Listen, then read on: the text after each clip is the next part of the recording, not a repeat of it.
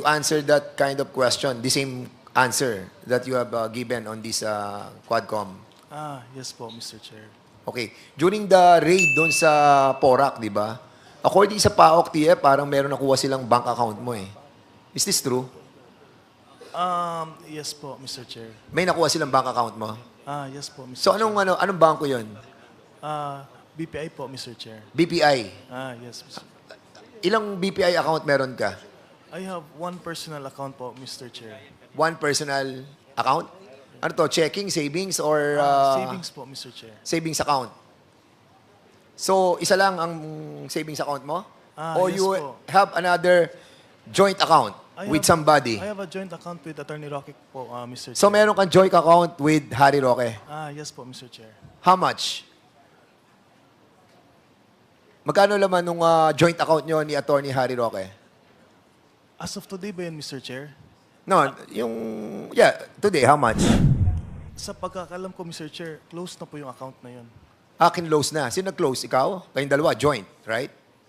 Hindi po ako nag-close noon, Mr. Chair. Pero pag-check ko po online, wala na po siya. Pero having that joint account with Attorney Harry Roque, namamonitor mo yung account. Siyempre, account mo, di ba? Yes, Mr. Chair. So, magkano yung pinakamalaking pumasok na pera?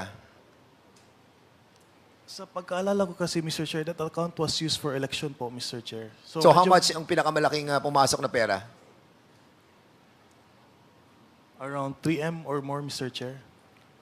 3M. Yes, Mr. Chair. One One transaction po. transaction. So, umabot ng magkano yung account na yun? Alam ko that is the limit, Mr. Chair. Yung pinakamalaki po na deposit. Kasi pag No, nag-deposit... I mean the total, AR. Nung total na pumasok sa joint account nyo, how much? Yun ang hindi ko po masasagot, Mr. Chair. Bakit? Hindi ko po alam if magkano po lahat ang pumasok ko, Mr. Chair. Hindi mo nakikita account mo? Na mag-withdraw. Yes po, Mr. Chair. Yun ang usapan po ninyo. Yes, Mr. Chair. Ganon. Yes po, Mr. Chair. Nalalaman ko lang yan, nangyayari yan sa mag-asawa, mag-ina o mag-ama eh. Hindi po ba? Di ba yung joint account? Ano sa tingin mo, iho? Hindi ko man po pinapakilaman yung pera po ni Attorney Roque po. Maliban Mr. lang, Chair. kung pinapatago niya yung pera sa iyo.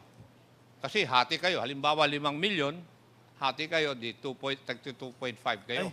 Hindi, Pero Attorney ikaw Roque. na mismo umamin na wala kang idinagdag o isinama doon sa joint account ninyo. Yes po, Mr. Chair. Ginagawa lang yan ng magulang doon sa anak eh. Di po ba? O kaya sa kanyang asawa, magjo-joint account sila. Di po ba? Ano sa tingin mo?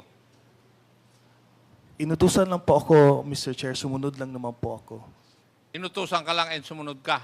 Yes, Eh Mr. kung Chair. sasabihin ba niya, lumundag ka sa bangin,